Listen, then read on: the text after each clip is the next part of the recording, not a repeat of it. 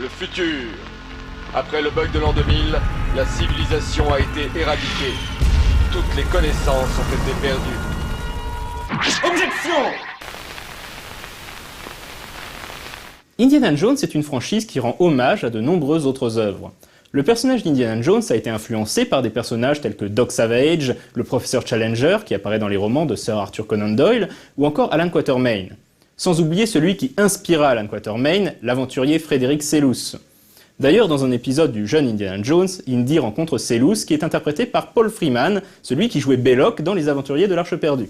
Une autre grosse inspiration d'Indiana Jones a été le film Le Secret des Incas, un film sorti en 1954 avec Charlton Heston dans le rôle d'Harry Steele, un aventurier à la recherche de l'or des Incas.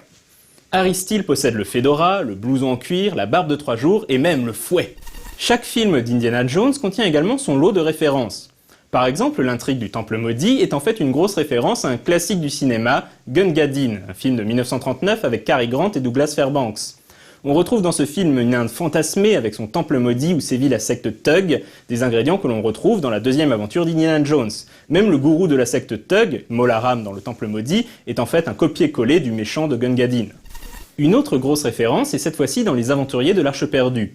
Toute la scène où Indiana Jones prend l'idole, ce qui provoque la chute d'un énorme boulet, est en réalité reprise d'un comics de l'oncle Picsou intitulé Les 7 cités de Cibola, dessiné par le grand Karl Barks en 1954.